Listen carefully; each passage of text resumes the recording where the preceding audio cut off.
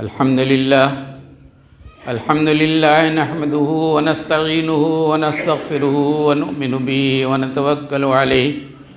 ونعوذ بالله من شرور أنفسنا ومن سيئات أعمالنا من يهده الله فلا مضل له ومن يضلل فلا هادي له ونشهد أن لا إله إلا الله ونشهد أن سيدنا ومولانا محمدا عبده ورسوله أما بعد فإن خير الحديث كتاب الله وخير الهدي هدي محمد صلى الله عليه وسلم وشر الأمور محدثاتها وكل محدثة بدعة وكل بدعة ضلالة وكل ضلالة في النار فأعوذ بالله من الشيطان الرجيم بسم الله الرحمن الرحيم إن الله يأمر بالعدل والإحسان وإيتاء ذي القربى وينهى عن الفحشاء والمنكر والبغي يا أيها الذين آمنوا اتقوا الله حق تقاته ولا تموتن إلا وأنتم مسلمون يا أيها الناس اعبدوا ربكم الذي خلقكم من نفس واحدة وخلق منها زوجها وبث منهما رجالا كثيرا ونساء واتقوا الله الذي تساءلون به والأرحام إن الله كان عليكم رقيبا رب اشرح لي صدري ويسر لي أمري واحلل عقدة من لساني يفقهوا قولي ربي زدني علما وقد قال الله تعالى في القرآن المجيد والفرقان الحميد يا أيها الذين آمنوا استعينوا بالصبر والصلاة إن الله مع الصابرين ولا تقولوا لمن يقتل في سبيل الله أموات بل أحياء ولكن لا تشعرون ولنبلونكم بشيء من الخوف والجوع ونقص من الأموال والأنفس والثمرات وبشر الصابرين الذين إذا أصابتهم مصيبة قالوا إنا لله وإنا إليه راجعون وقال الله تعالى في مقام آخر كل نفس ذائقة الموت تمام تعریفیں اس اللہ وحدہ لا شریک کے لیے لائق و زیبا ہے جنہوں نے تمام مخلوقات کو پیدا کیا اور ان مخلوقات کی تدبیر کو بھی اللہ تعالیٰ بخوبی جانتا ہے۔ دنیا کے اندر چاہے انسان ہو، چاہے حیوان ہو، شجر ہو، حجر ہو، ہر کا اللہ تعالیٰ ہی نگہبان ہے۔ اللہ تعالیٰ جانتا ہے کہ کس کے ساتھ کس وقت کس طرح کی آزمائش آ جائے۔ درود و سلام ہو آقا نامدار تاجدار محمد صلی اللہ علیہ وسلم پر، جس کی وجہ سے اللہ تعالیٰ نے ہمیں خیر امت کے لقب سے نوازا، اور جس کی وجہ سے جو قرآن کی شکل میں اللہ تعالیٰ نے ایک ایسی کتاب اس امت مسلمہ کو دی جس کی حفاظت، جس کا نگہبان اللہ تعالیٰ ہی ہے، اور یہ اتنی آسان کتاب ہے کہ جیسا کہ عام میں سے ہر شخص جانتا ہے کہ دنیا کی جو سب سے عظیم کتاب ہے، جو 30 پارے کی شکل میں ہے، اور جس کو ایک چھوٹا بچہ بھی اس کے صورت کو، یہاں تک کہ 10 اور 12 سال یا 15 سال کی ایج کے یا عمر کے بچے بھی یا بچیاں بھی اس کو جو ہے 30 پارے کو اپنے سینے میں محفوظ کر لیتی ہے۔ یہ اللہ تعالیٰ کا بہت بڑا کرم و احسان ہے، اور صرف یہی نہیں ہے کہ اللہ تعالیٰ اس کی مکمل حفاظت کی ذمہ داری لی ہے، اور ایک وقت مقرر کے لیے نہیں بلکہ قیامت تک کے لیے۔ قرآن مجید میں آتا ہے کہ اللہ تعالیٰ فرماتا ہے اِنَّا نَحْنُ نَزَّلْنَا الذِّكْرَ وَإِنَّا لَهُ لَحَافِظُونَ۔ دنیا کے اندر بہت ساری آسمانی کتابیں، کتاب و زبور اور بہت ساری آسمانی کتابیں جو ہے نازل کی گئی ہیں اللہ تعالیٰ کی طرف سے، لیکن ان کتابوں کے بارے میں اللہ تعالیٰ نے کبھی ذمہ داری یہ نہیں لی کہ ہم اس کے ذمہ دار ہیں یا ہم اس کی حفاظت کریں گے، لیکن اس قرآن کے بارے میں کہا گیا اللہ تعالیٰ نے کہ میں نے اتارا ہے اور قیامت تک میں اس کا محافظ ہوں۔ اور یہی وجہ ہے کہ دنیا کے اندر وقتاً فوقتاً جو ہے قرآن کریم کے ساتھ بے حرمتی کی جاتی ہے، اور ہلکی سی بے حرمتی کی وجہ سے دنیا کے اندر لوگوں کے اندر، خاص طور پہ جو مسلمان ہیں، جو قرآن کی اہمیت اور امپورٹنس کو سمجھتے ہیں، ان کے اندر ایک ہلچل سی پیدا ہو جاتی ہے۔ لیکن اس کا حقیقی محافظ ہمارے علاوہ جو ہے اللہ تعالیٰ ہے۔ اللہ تعالیٰ نے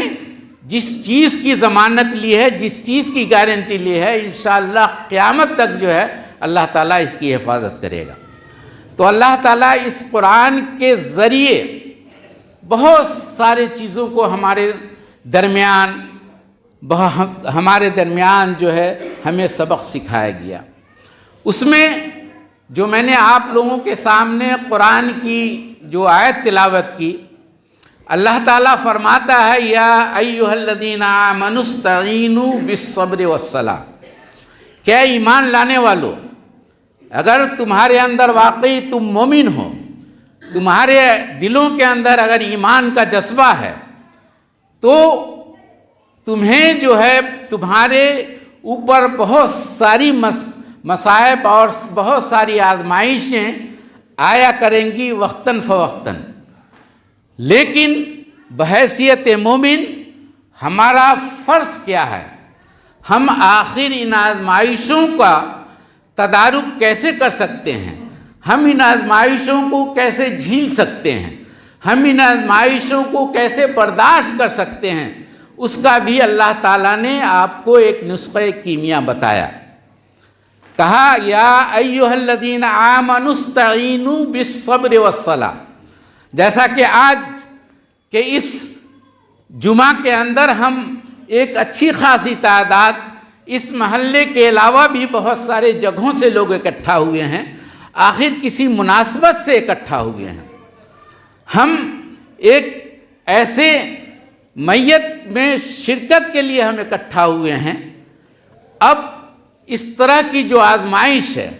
ظاہری بات ہے کہ جس کا رشتہ دار، کسی کا باپ، کسی کا شوہر، چاہے کسی کے قریبی رشتہ دار جو ہے اگر دنیا سے چلے جاتے ہیں تو ظاہری بات ہے ان کو ایک ٹھوس لگتا ہے، ایک صدمہ پہنچتا ہے۔ اب اس صدمے کا تدارک ہم کیسے کریں، اس صدمے کو ہم کیسے برداشت کریں، اس کا جو ہے نسخہ کیمیا قرآن کے اندر اللہ تعالیٰ نے بتایا۔ اور حدیث میں آتا ہے کہ صدمے کے وقت ہی صبر کی جاتی ہے۔ صبر کس کو کہا جاتا ہے؟ کہ کیا آپ اچھی حالت میں ہیں، آپ باحیات ہیں، آپ خوشحال ہیں، آپ اچھی زندگی گزار رہے ہیں، آپ کے تمام رشتہ دار آپ کے ساتھ زندگی گزار رہے ہیں، تو اس میں جو ہے کوئی صدمے کی کوئی بات نہیں ہوتی۔ صدمہ اس وقت ہوتا ہے کہ کسی کا کوئی قریبی بیمار ہو جائے، کسی کا بچہ بیمار ہو جائے، کسی کا پوتا بیمار ہو جائے، کسی کی پوتی بیمار ہو جائے، کسی کی بیوی بیمار ہو جائے، جو قریبی لوگ ہیں آپ کے آس پڑوس کے لوگ بیمار ہو جائیں تو ظاہری بات ہے آپ کو ایک صدمہ پہنچتا ہے۔ اور اس صدمے میں ہم کیا کر سکتے ہیں؟ جو بڑا صدمہ جو ہے آج جس کے لیے ہم لوگ اکٹھا ہوئے ہیں، یہ بہت بڑا صدمہ ہے، لیکن اس صدمے کے تدارک کے لیے اللہ تعالیٰ نے جو نسخہ بتایا ہے کہ ہم ایسے وقت میں کہا گیا الصبر عند الصدمۃ الاولی، کہ اچانک آپ کو اگر کوئی صدمہ پہنچتا ہے، آپ کو کوئی غم پہنچتا ہے، آپ کو کوئی تکلیف پہنچتی ہے، تو اسی وقت آپ کو صبر کرنا ہے۔ اور ان اللہ مع الصابرین، اللہ تعالیٰ صبر کرنے کے والوں کے ساتھ ہیں۔ آپ ایسے موقع پر کیا آپ سینہ پیٹ لیں، سینہ کو بھی کر لیں، چاہے بہت ساری جو جاہلیت کے اندر جو بہت ساری چیزیں جو ہے موجود تھیں، اگر اس طرح کی چیزیں ہم کر لیں تو کیا یہ چیزیں جو جا چکی ہیں وہ واپس آ سکتی ہیں؟ بالکل نہیں آ سکتی۔ تو ایسے موقع پہ ہی ہمیں صبر کرنا ہے۔ صبر کا تقاضا یہی ہے کہ ایسے موقع پہ اگر آپ کی جان چلی جائے، آپ کے قریبی رشتہ دار کی جان چلی جائے، تو ایسے موقع پہ بھی، ایسے موقع ہی پہ جو ہے ہمیں صبر کرنا ہے۔ یا ایھا الذین آمنوا استعینوا بالصبر والصلاۃ، ایک تو صبر کے ذریعے، پھر ہم کثرت سے نماز پڑھ کے جو ہے ہم ان کے لیے دعا کریں۔ جانے والوں کے لیے ہم کیا کر سکتے ہیں؟ انسان اگر اپنی زندگی کے بارے میں سوچ لے کہ ہمارے زندگی کا مقصد حیات کیا ہے، ہم کس لیے پیدا کیے ہیں،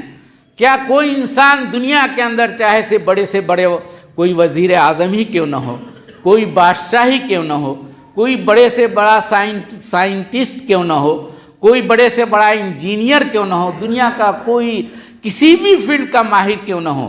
کیا وہ اپنی زندگی کو، کیا کوئی ڈاکٹر اپنی زندگی کو بچا سکتا ہے؟ ڈاکٹر کی بھی موت آتی ہے۔ تو اللہ تعالیٰ موت کو جو ہے ایک برحق چیز ہے، اس سے کوئی انکار نہیں کیا جا سکتا۔ اور آپ نے حدیثوں کے بارے میں سنا ہوگا کہ جب انسان ماں کے پیٹ میں جب 4 مہینے کا لوتھڑے کی شکل اختیار کرتا ہے تو اس کی 3 چیزیں جو ہے لکھ دی جاتی ہیں۔ اس کی تقدیر لکھ دی جاتی ہے، اس کی موت و حیات لکھ دی جاتی ہے، اس کی نیکی اور بدبختی لکھ دی جاتی ہے۔ انسان کوئی اپنے موت کے بارے میں نہیں جانتا کہ کیا میں بچپن میں مروں گا، کہ جوانی میں مروں گا، کہ بوڑھاپے میں مروں گا، یا 100 سال زندگی گزارنے کے بعد مروں گا۔ کوئی انسان نہیں جانتا اپنے بارے میں کس وقت کس کی جو موت جو لکھی ہوئی ہے۔ ان اجل اللہ اذا جاء لا یؤخر ساعۃ ولا یستقدمون، کہ جس وقت آپ کی موت لکھی ہوئی ہے، نہ ایک منٹ آپ اس کے آگے نہ پیچھے جو ہے اس موت کو آپ ٹال سکتے ہیں۔ لوگ کہتے ہیں نا کہ کاش کسی بڑے ڈاکٹر کے پاس لے کر جاتے تو شاید ہو سکتا تھا کہ جو ہے اس کی جان بچ جائے۔ میں یہ سوال کرتا ہوں، یہ تو جو ہے لوگ کہتے ہیں نا کہ ہیلے بہانے موت۔ ایک تو یہ ہوتا ہے کہ اگر انسان کو کسی بھی حال میں شکر گزار نہیں، ان الانسان خلق ہلوعا، بے صبرا پیدا کیا گیا ہے انسان۔ اگر جو ہے ہارٹ اٹیک ڈائریکٹ جو ہے اگر کسی کی موت ہو جائے، ارے وہ تو بالکل اچھا ٹھیک تھا، اسے کوئی کسی طرح کی بیماری نہیں تھی، وہ اچانک مر گیا، اس میں بھی آپ کو تکلیف ہوتی ہے۔ اگر کوئی بیمار ہو کر جو ہے مرتا ہے، اس میں بھی آپ کو تکلیف ہوتی ہے۔ انسان کو ہر حال میں تکلیف ہوتی ہے۔ تکلیف ہونا یہ کوئی غلط کام نہیں ہے، لیکن ان تکالیف کو کس طرح برداشت کیا جائے۔ تکلیف جو ہے انسان کی جان ختم ہونے کی شکل میں بھی ہو سکتی ہے، آپ کا مال برباد ہو جائے اس کی شکل میں بھی ہو سکتی ہے، آپ کی کھیتی لہلہاتی کھیتی بھی اگر برباد ہو جائے تو اس شکل میں بھی آپ کو تکلیف ہوتی ہے۔ تکلیف تو ہر حال میں ہوتی ہے انسانوں کو، لیکن ان تکالیف کا جو ہم تدارک کر سکتے ہیں، جو قرآن کے اندر یا حدیث کے اندر جو بتایا گیا ہے، ہم اس راہ کو اختیار کر کے، ہم صبر کا مادہ اختیار کر کے ہم جو ہے اس چیز کو اپنے اوپر اس چیز کو جو ہے ہم ہلکا کر سکتے ہیں۔ حدیث میں آتا ہے کہ ہر انسان کو تو دنیا سے جانا ہے، اور ایک جنرل ایوریج جو ہے بھی حدیثوں کے اندر بتایا گیا ہے کہ اعمار امتی ما بین 60 و 70، کہ جو آئیڈیل ایج ہے ہمارے امتیوں کا وہ 60 سے 70 کے درمیان ہے۔ آپ اپنے معاشرے کے اندر، آپ اپنے رشتہ داروں کے اندر، آس پاس آپ دیکھتے ہوں گے یا سنتے ہوں گے کہ ارے وہ تو 65 سال کا تھا، وہ تو 62 سال کا تھا، وہ انتقال کر گیا۔ بہت ریئر آدمی ہی بچتے ہیں گاؤں محلے میں جو کہ جو ہے 90 کی ایج کراس کر جاتے ہیں، 100 کی ایج کراس کر جاتے ہیں، وہ شاذ و نادر ہوا کرتے ہیں۔ لیکن عام طور پہ یہ خدا حضور صلی اللہ علیہ وسلم کی جو ہے زندگی، حضور صلی اللہ علیہ وسلم کتنے دن دنیا کے اندر رہے؟ ایک نبی تھے، اللہ چاہتا تو ان کی زندگی کو اور مزید برقرار رکھتا، اور لیکن اس کے باوجود بھی حضور صلی اللہ علیہ وسلم دنیا سے جب رخصت ہوئے تھے ان کی ایج کیا تھی؟ کوئی بتا سکتا ہے؟ 63 سال۔ 63 سال کی ایج میں حضور صلی اللہ علیہ وسلم دنیا سے الوداع کر گیا۔ جیسے ابھی ہوتا ہے کہ بچے برداشت نہیں کر رہے ہیں، اسی طرح جب حضور صلی اللہ علیہ وسلم کی موت کے بارے میں جب لوگوں کے درمیان، جب صحابہ کرام کے درمیان جب باتیں پہنچی تو صحابہ کرام جو ہے مطلب غصے کے عالم میں، مطلب اتنا جو ہے غصے میں آ گئے کہ حضرت عمر رضی اللہ تعالیٰ عنہ کے بارے میں آتا ہے کہ اگر کوئی جو ہے حضور صلی اللہ علیہ وسلم کی موت کے بارے میں اگر مجھے اطلاع دے گا تو میں اس کی گردن اڑا دوں گا۔ جذباتی تھے، وہ نہیں سوچتے تھے کہ حضور بھی ایک نبی ہو کر بھی جو ہے ان کی موت آ سکتی ہے، لیکن قرآن نے کہا انک میت و انہم میتون، کہ حضور صلی اللہ علیہ وسلم کی موت بھی برحق ہے، حضور صلی اللہ علیہ وسلم کو بھی موت آئے گی اور آئی، اور اس سے پہلے بھی جو انبیاء کرام جو بھی انسانیت دنیا کے اندر گزری سبوں کو جو ہے دنیا سے جانا پڑا۔ تو یہ برحق ہے، اس سے کوئی انکار کیا ہی نہیں جا سکتا، لیکن اس کا تقاضا یہ ہے کہ ہم ایسے موقع پر صبر اور تحمل کا مظاہرہ کریں۔ ہم اس کے علاوہ اور کچھ نہیں کر سکتے ہیں۔ ہم اللہ تعالیٰ کی بہت بڑی یہ نعمت ہے ہم مسلمانوں پر، ہم انسانیت پہ، کہ ہم کچھ وقت کے بعد جو ہے آٹومیٹکلی ان سب چیزوں کو اپنے ذہنوں سے نکال دیتے ہیں، اور یہ بھی اللہ تعالیٰ کا بہت بڑا شکر اور احسان ہے کہ یہ سب چیزیں وقت کے ساتھ جو ہے ہمارے ذہنوں سے دور ہوتی جاتی ہے۔ اگر یہی چیز ہمارے ذہنوں میں جو کیفیت آج ہے ایک میت کو دیکھ کر، اگر وہی کیفیت سالوں سال تک رہے تو انسان سکون اور اطمینان کی زندگی دنیا کے اندر بسر نہیں کر سکتا۔ اس لیے قدرتی طور پر اللہ تعالیٰ کا فضل و کرم ہے کہ وقت گزرنے کے ساتھ ساتھ آدمی کے ذہنوں سے وہ چیزیں دور ہوتی جاتی ہیں، اور اسی وجہ سے ہمارا جو ایک سلسلہ جو باقی رہتا ہے انسان کے زندگی کے بعد، مرنے کے بعد ہم جو ہے جنازے کی نماز پڑھیں گے، دعا پڑھنے کے بعد ہم جو ہے مٹی دے دیں گے، اس کے بعد ہر انسان وہاں سے الگ تھلگ ہو جاتا ہے۔ اس کے بعد انسان کی صحیح زندگی جو ہے شروع ہوتی ہے، جس مقصد کے تحت اللہ تعالیٰ نے دنیا کے اندر جو بھیجا تھا، اس کے بعد صحیح جو ہے وہاں پہ آپ کی آزمائش شروع ہوتی ہے۔ وہاں آپ سے قبر کے اندر یہ نہیں پوچھا جائے گا کہ آپ کون سا پوسٹ دنیا کے اندر ہولڈ کرتے تھے، آپ دنیا کے اندر کتنی پراپرٹی آپ نے بنائی، دنیا کے اندر کتنا جو ہے بلڈنگ آپ نے چھوڑ کر آ رہا ہے، یہ تمام کے بارے میں آپ سے پوچھ گچھ نہیں ہوگی، بلکہ اللہ تعالیٰ جب آپ قبر کے اندر جائیں گے وہاں سے ہٹنے کے بعد جو آپ سے جو پوچھا جائے گا، نہ آپ کے دولت کے بارے میں، آپ کے منصب کے بارے میں، آپ کے بینک بیلنس کے بارے میں پوچھا جائے گا کہ ان دولتوں کو، ان چیزوں کو، ان چیزوں کو آپ نے حلال طریقے سے کمایا، حلال طریقے سے آپ نے حاصل کیا یا غلط طریقے سے حاصل کیا، یہ تمام چیزیں آپ سے وہاں نہیں پوچھی جائیں گی، بلکہ سب سے سوال جو پوچھا جائے گا من ربک، کہ تمہارا رب کون ہے، من نبیک، تمہارا نبی کون ہے، وما دینک، تمہارا دین کیا ہے۔ ان تین چیزوں کے بارے میں آپ سے سوال کیا جائے قبر کے اندر۔ ان سوالات کا جوابات کون دے پائیں گے؟ کیا وہ بے نمازی دے پائے گا؟ کیا وہ حرام خور دے پائے گا جس نے دنیا کی دولت جو ہے حرام خوری کر کے حاصل کی ہے؟ یا کیا وہ سود خور جو ہے اس کا جواب دے پائے گا کہ جو سودی کاروبار میں ہر طرح سے ملوث ہیں؟ ہمیں یہ سن کر آج بھی ہمیں جو ہے پتہ چلا ہے کہ گاؤں محلے کے اندر لوگ اس طرح کی جو ہے مصیبت میں، اس طرح کی جو ہے حرکتوں میں بہت بری طرح جو ہے ملوث ہیں۔ حدیثوں میں آتا ہے کہ سود کا جو ہے جو گناہ ہے وہ 72 درجہ،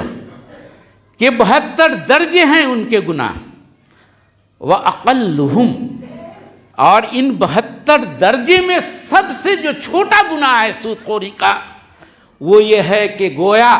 سود خور اپنے ماں کے ساتھ نعوذ باللہ وہ زنا کر رہا ہے۔ سب سے کم درجہ ہے، 72 میں سے سب سے کم درجہ ہے وہ ہے کہ کوئی سود کا جو کاروبار کرتا ہے، چاہے وہ لین دین کرتا ہے، تو گویا اس نے اپنے ماں کے ساتھ زنا کاری کیا۔ کیا دنیا کی انسانیت، چاہے مسلمان ہو، چاہے کافر ہو، چاہے کسی مذہب سے اس کا تعلق ہو، کیا کبھی یہ گوارا کرے گا کہ وہ اپنی ماں کے ساتھ نعوذ باللہ اس طرح کی حرکت کر سکتا ہے؟ اگر آپ نہیں کر سکتے ہیں تو نعوذ باللہ، اگر آپ ان سب چیزوں میں، ان بیماریوں میں ملوث ہیں تو ابھی اسی وقت جو ہے کوشش کیجئے کہ آپ ان بیماریوں سے توبہ کیجئے، جس کے بارے میں آپ ان سودی کاروبار کر کے آپ اچھی جگہوں میں چاہتے ہیں کہ ہم اپنے بچوں کی شادی کرا دیں، آپ چاہتے ہیں کہ ہم ان سودی چیزوں کے ذریعے ہم بلڈنگ بنا لیں، ہم زمین حاصل کر لیں، ہم پراپرٹی حاصل کر لیں، بینک بیلنس کر لیں۔ قرآن کے اندر فَأْذَنُوا بِحَرْبٍ مِّنَ اللَّهِ وَرَسُولِهِ، کہ اللہ تعالیٰ نے قرآن کے اندر اس سود کے بارے میں کہا ہے کہ جو سودی کاروبار کرتے ہیں وہ اعلان کرتے ہیں کہ گویا وہ اللہ اور اس کے رسول کے ساتھ جو ہے جنگ کر رہے ہیں۔ نعوذ باللہ، اگر آپ کے اندر کیا اتنی ہمت ہے کہ آپ اللہ اور اس کے رسول سے جنگ کر سکیں؟ اگر آپ کر رہے ہیں تو آپ ابھی توبہ کرنے کی کوشش کیجئے، اس کی کوئی جو ہے معافی نہیں۔ تو اللہ تعالیٰ سے قبر کے اندر جو چیز آپ سے پوچھی جائے گی، نہ آپ کے پراپرٹی کے بارے میں پوچھی جائے گی،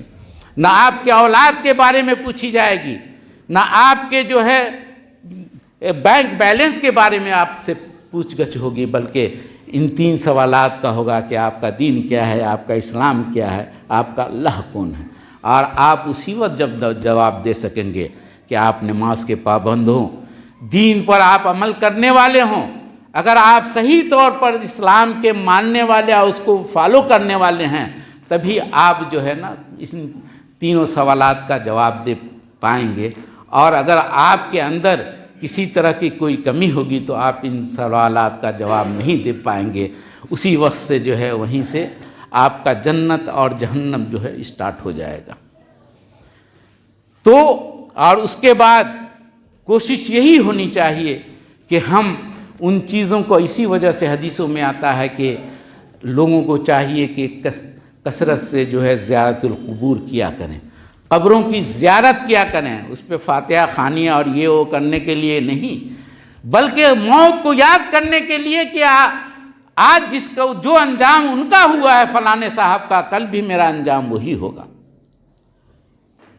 اور دنیا سے جانے کے بعد ایک سلسلہ جو ہے انسان کا ختم ہو جاتا ہے۔ حدیث میں آتا ہے کہ 3 ایسی چیزیں ہوتی ہیں جو انسان کے مرنے کے بعد بھی جو ہے وہ کام آتا ہے۔ وہ آپ کی بلڈنگ نہیں، آپ کی دولت نہیں، آپ کی جو ہے وہ غیر نیک صالح اولاد نہیں، بلکہ صدقۃ جاریہ۔ آپ نے اگر کار خیر کیا ہوگا، آپ نے کسی مسجد کی تعمیر میں، کسی مدرسے کی تعمیر میں، کسی غریب بچوں کے تعلیم کے سلسلے میں آپ نے اگر جو بھی کوئی ایسی کی خدمت کی ہوگی جس کا ثواب جب تک وہ چیز رہے گی آپ کو اس کا ثواب ملتا رہے گا۔ اسی طرح کوئی آپ نے علمی کام کیا ہو، علمی کام کا مطلب یہ ضروری نہیں ہے کہ آپ ایک عالم دین ہی ہوں، آپ نے اپنے اولاد کو بھی اگر جو ہے عالم دین بنائے ہوں، آپ نے کوئی ایسا کام کیا ہو کہ آپ کوئی اچھی دینی کتاب کو آپ کہیں سے لے کر جو ہے آپ اس کو پرنٹ کروا کر اس کو جو ہے تقسیم کیا ہو، اس کا ثواب بھی آپ کو ملے گا۔ او ولد صالح یدعو لہ، اور نیک اولاد جو آپ کے لیے کیا کرے، یدعو لہ، آپ کے لیے دعا کرے۔ یہ نہ ہو کہ آپ نے اپنی اولاد کو نیک اور صالح نہیں بنایا، جو پتہ ہی نہیں اس کو کہ جو ہے باپ تو چلے گئے، اب ہماری آپس میں ہی جو ہے نا پراپرٹی کی لڑائی شروع ہونے لگتی ہے، حرام کی کوئی، حلال و حرام کی کوئی تمیز نہیں، بلکہ ایسا نیک لڑکا جو آپ کے حق میں ہمیشہ دعا کرتا رہے، تو آپ کی یہ دعا جو ہے انشاءاللہ ان کو جو ہے فائدہ پہنچائے گی، ایک میت کو فائدہ پہنچائے گی۔ تو ان چیزوں کو میں نے اس مناسبت سے اس لیے ذکر کیا تاکہ ہم ان چیزوں کو غور کریں، صرف ہم کوئی چیز سنیں نہیں بلکہ اس پر عمل کرنے کی کوشش کریں۔ آخر میں اللہ تعالیٰ سے دعا ہے کہ جو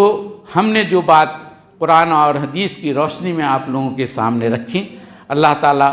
ہمیں اور آپ تمام کو اس پر عمل کرنے کی توفیق عطا فرمائیں۔ ہم میں جو بیمار ہیں اللہ تعالیٰ ان کو شفا یابی عطا کرے، ہم میں جو پریشان حال ہیں اللہ تعالیٰ ان کی پریشانیوں کو دور کرے، ہم میں جو زندہ ہیں اللہ تعالیٰ ان کو صحت اور تندرستی کے ساتھ اور ایمان پر برقرار رکھے، ہم میں سے جو دنیا سے جا چکے ہیں اللہ تعالیٰ ان کے گناہوں کو، خطاؤں کو معاف کرے، اللہ تعالیٰ ان کی نغزشوں کو معاف کرے، ان کے قبروں کو اللہ تعالیٰ جو ہے جنت کے دروازوں میں سے ایک دروازہ بنائیں، اللہ تعالیٰ ان کے جو رشتہ دار ہیں اللہ تعالیٰ ان کو صبر جمیل عطا کرے۔ صلی اللہ تعالیٰ علی سیدنا محمد وعلی آلہ وصحبہ وسلم تسلیما کثیرا۔